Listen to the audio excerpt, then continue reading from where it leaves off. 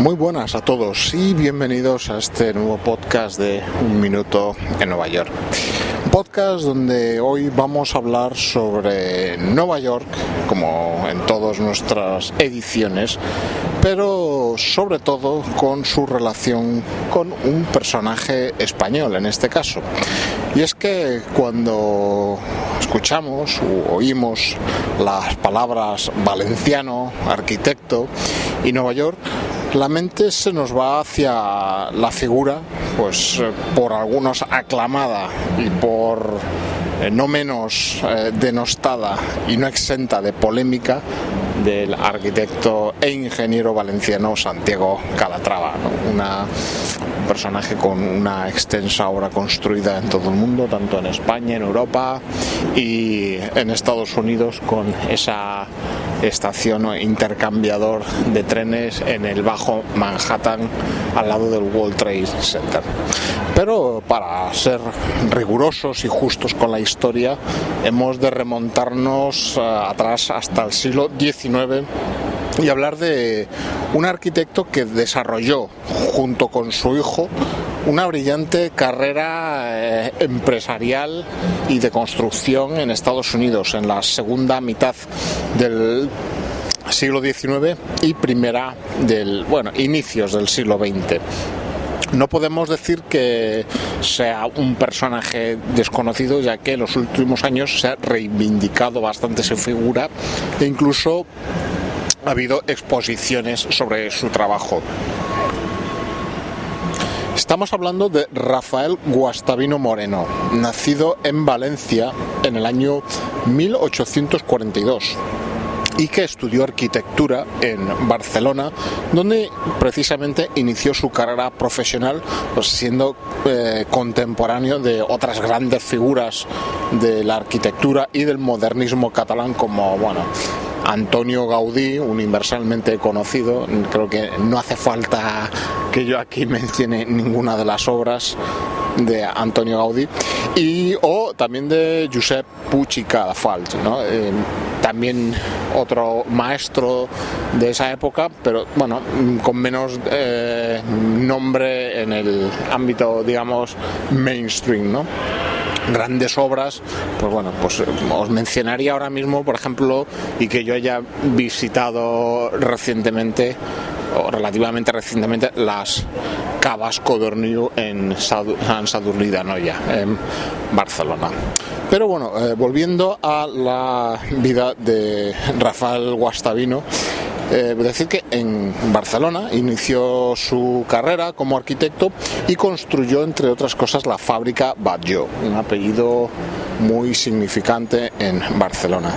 También en Vilassar de Dalt, en la provincia de Barcelona, también construyó el Teatro de la Masa, que se caracterizaba por tener una bóveda de 17 metros de diámetro por 3,5 metros de flecha. La flecha sería, digamos, la altura desde la base de la bóveda hasta la clave superior, y con la particularidad de tener un óculo central o un hueco central de 4 metros de diámetro.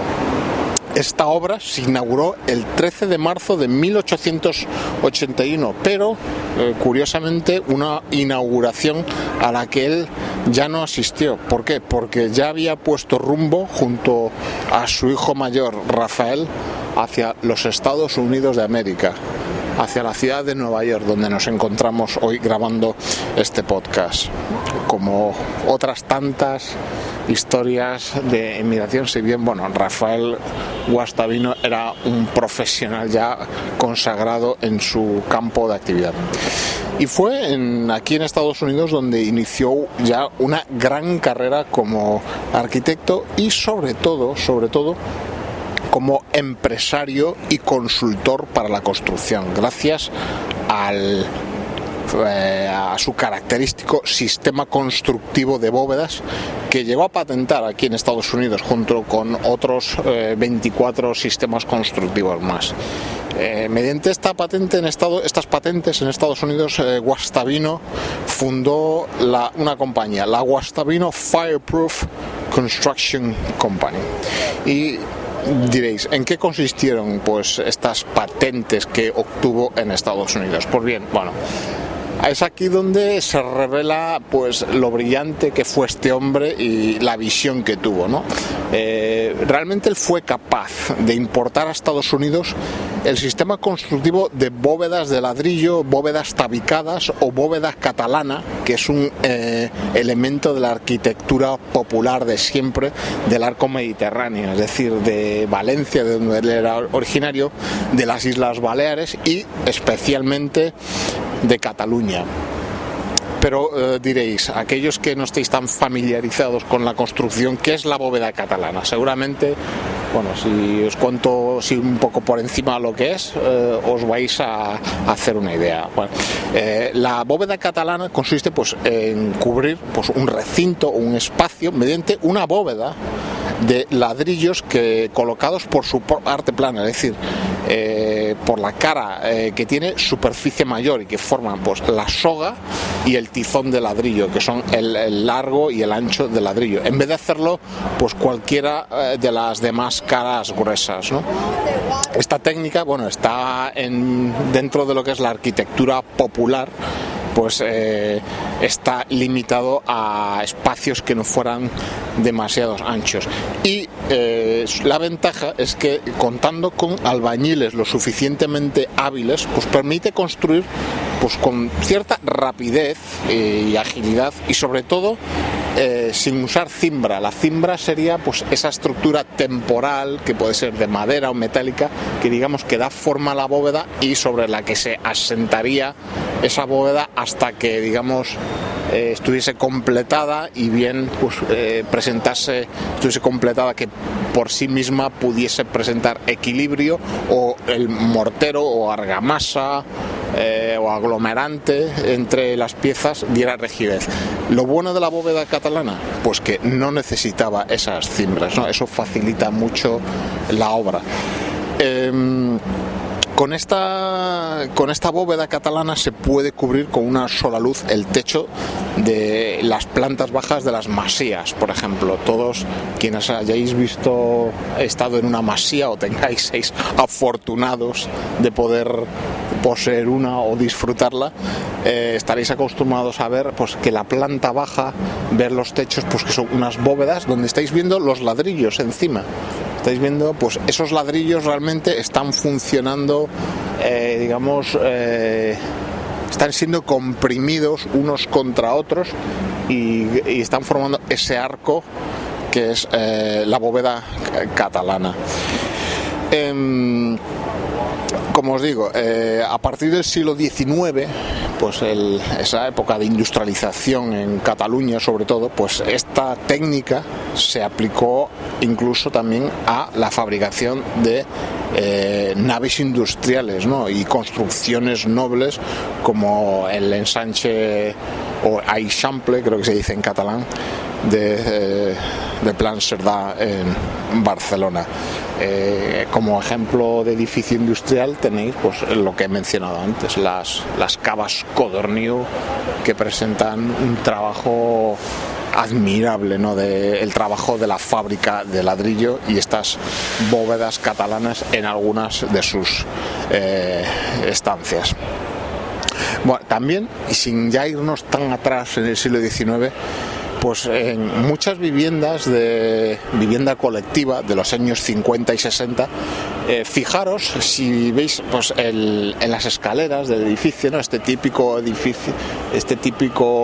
edificio, bloque sin ascensor, de zonas un poco de extrarradio quizá, pues, en Madrid podéis encontrarlo. Viviendas de los años 50 y 60, podéis ver la escalera.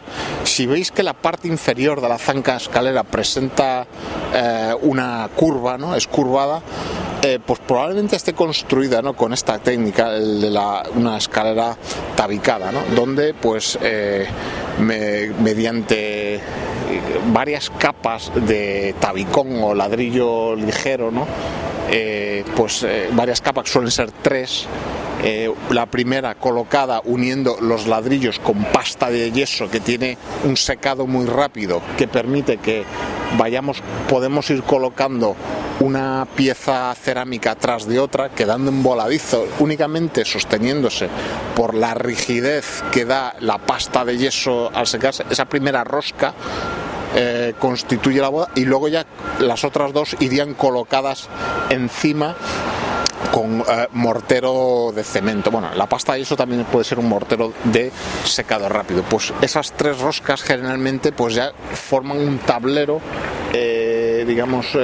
funcionando como un arco, pues que dan ya rigidez a esa zanca de escalera. Pues ahí podéis ver un ejemplo de este sistema constructivo aplicado no solo a las bóvedas de techo, sino a una zanca de escalera.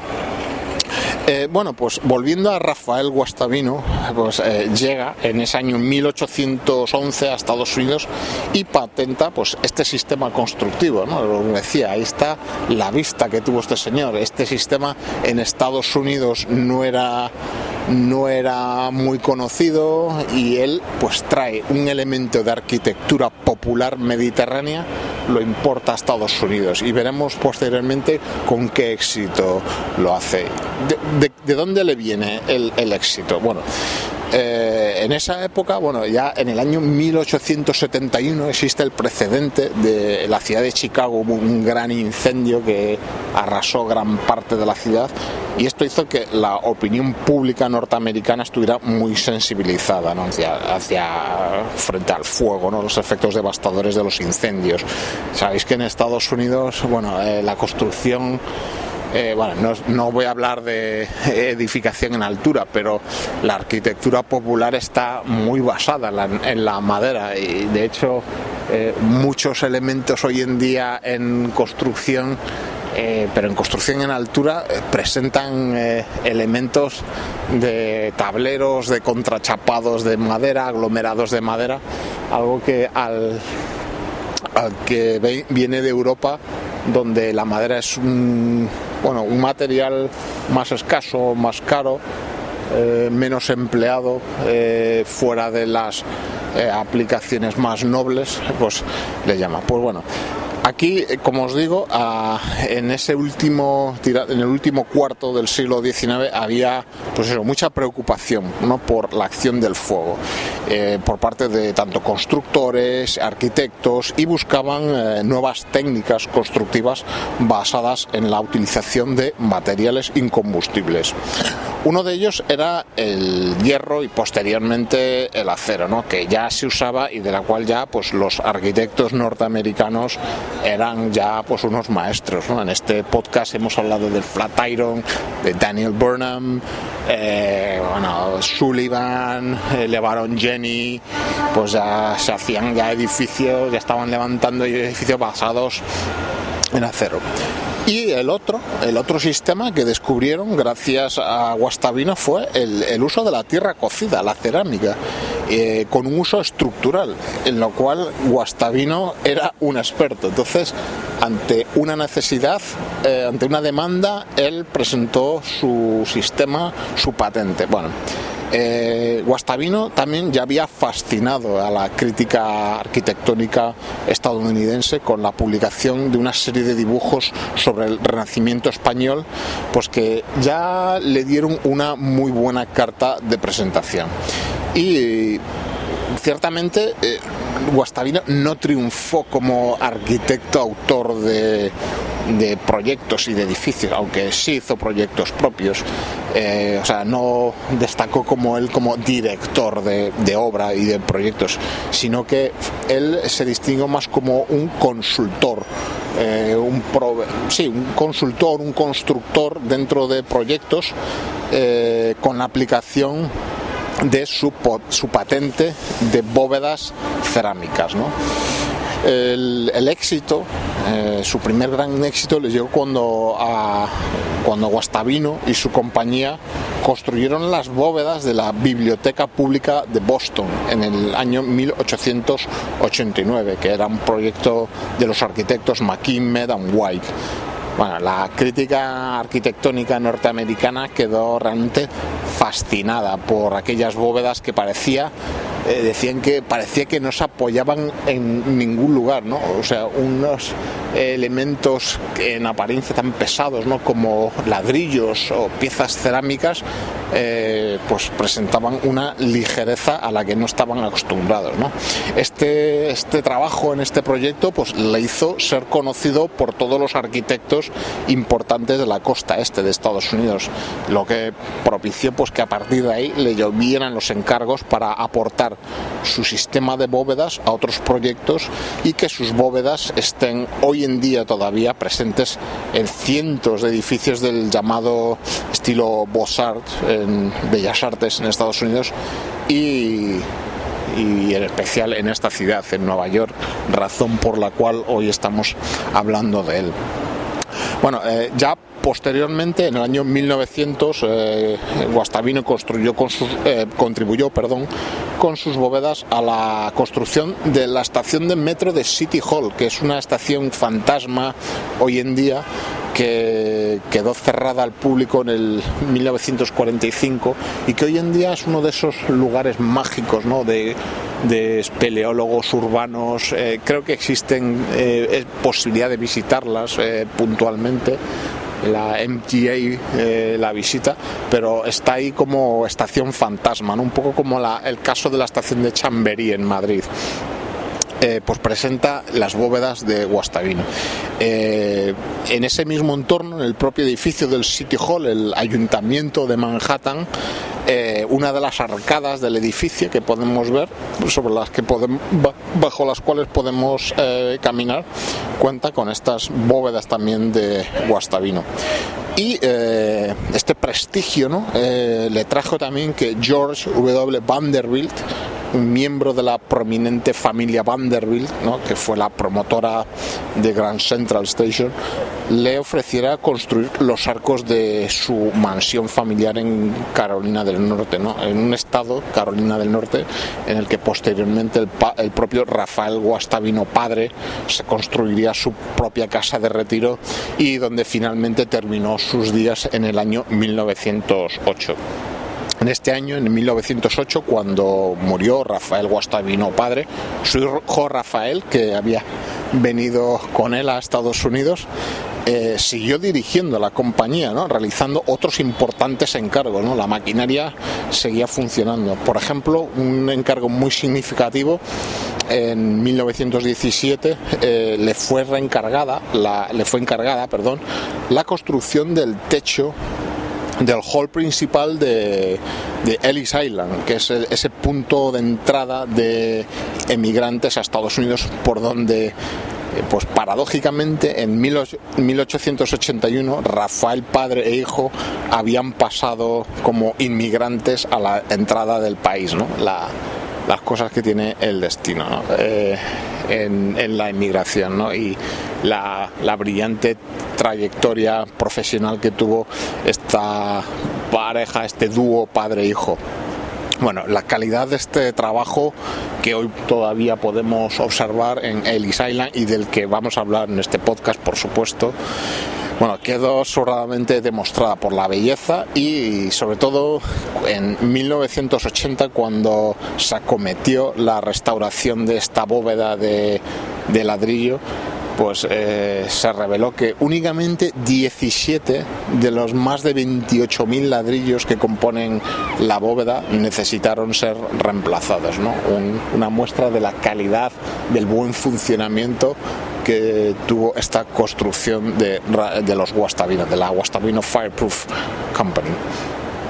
Bueno, por hablar de otras importantes contribuciones de los Guastavino a edificios en muchas ciudades de Estados Unidos, bueno, podemos hablar de, por ejemplo, en Chicago, la capilla Rockefeller en la Universidad de Chicago, en la capital, en Washington, la iglesia episcopaliana de San Bartolomé, el edificio del Tribunal Supremo de los Estados Unidos, el Museo Nacional de Historia Natural, que está en el National Mall. En el estado de Pensilvania, estado vecino de Nueva York, pues está la iglesia católica de San Francisco de Sales, y en la ciudad de Pittsburgh, también en Pensilvania, la estación, la Union Station. más alejado de aquí, en Nebraska, el Capitolio Estatal. En Michigan, la gran estación central de Michigan, ese edificio muy conocido en internet por estar abandonado desde el año 80, es esa gran mole un poco aislada, ¿no?, dentro del entorno urbano, y que permanece abandonada y sin uso desde aquel entonces, ¿no? Es muy famosa en las típicas páginas de Abandonalia, edificios abandonados. Pues ahí en el hall principal podemos ver las bóvedas catalanas o bóvedas cerámicas autoportantes de Rafael Guastavino y de su hijo. Pero bueno, vamos a hablar un poco de los edificios aquí en Nueva York, ¿no? Que este es un podcast sobre Nueva York. Pues ya os he mencionado City Hall Station, Ellis Island. Otro gran edificio del que ya hemos hablado, Grand Central. Pues si entramos, bajamos por esas rampas, el concourse, vemos que hay a un lado el Oyster Bar, que es un bar que lleva en funcionamiento desde que la estación está ahí. Y si entramos simplemente a curiosear o a comer o a mirar, a tomarnos algo, podemos hacerlo bajo las bóvedas de Guastavino. Una bóveda, pues eso, donde juega con los ladrillos de distinto color, el aparejo, ¿no? Pues los ladrillos suelen estar colocados a 45 grados respecto a los puntos de inicio de las bóvedas. Es parte de lo que le da su resistencia, ¿no? Otra ejemplo de bóvedas también que yo recomiendo mucho visitar, el Bridge Market, ¿no?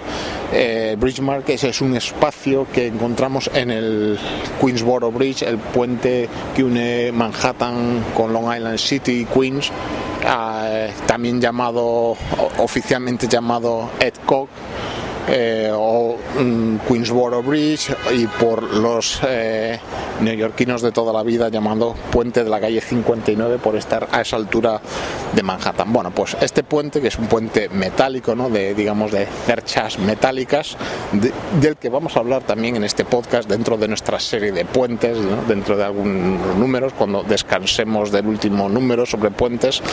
Bueno, pues en su desembarco en Manhattan desembarca pues sobre una estructura no metálica, sino pues es como una edificación, ¿no?, que tiene parte de piedra, de fábricas. Pues bajo eso existe un espacio que en su día había sido pues un mercado de agricultores, un mercado de abastos, lo que se llama aquí un farmers market, a principios del siglo XX, en esos espacios, y tiene las bóvedas de Guastavino, ¿no?, que forman el abovedado interior, ¿no? Hoy ese espacio, pues bueno, cayó luego en decadencia durante muchos años, hasta que en 1999 se rehabilitó, y hoy en día ahí tenemos pues un lujoso espacio de eventos, también llamado BBCs, bodas, bautizos y comuniones, y también pues un mercado, unas tiendas, pues muy vistoso y muy apto para ver estas bóvedas de Guastavino. Otro ejemplo aquí en Nueva York, la Catedral de St. John, que bueno, pues es la bóveda de más luz creada por Guastavino, y está en el crucero, ¿no?, de esta catedral. Es una catedral San Juan el Divino, ¿no? Es protestante o episcopaliana aquí en Manhattan, en la Quinta Avenida. Tiene 30 metros de diámetro y 49 metros de alta, ¿no? Esta cúpula, pues la idea que está en el crucero de esta catedral, pues la idea era que iba a ser una estructura temporal, ¿no?, que posteriormente iba a ser reemplazada pues por una torre a colocar ahí encima del crucero. Bueno, pues en el 2009 esta estructura, entre comillas, temporal, cumplió 100 años, ¿no? En gran parte Guastavino recibió pues este encargo debido pues a que su sistema realmente era más barato realmente, porque no necesitaba andamiajes, no necesitaba cimbras, o sea, no necesitaba medios auxiliares, ¿no?, que inflasen el precio de la obra. Y entonces, bueno, pues requirió sí habilidad por parte de los albañiles, ¿no?, que tuvieron que trabajar desde encima, ¿no?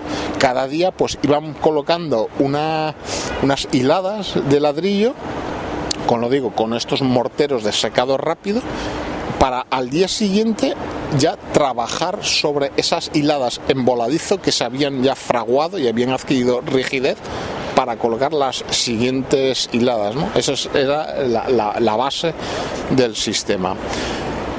Otros edificios donde podemos ver bóvedas de Guastavino, pues también otro que a todos os suena, el Museo Americano de Historia Natural aquí en Nueva York. Otro, el Carnegie Hall, de esa gran y famosa sala de conciertos también.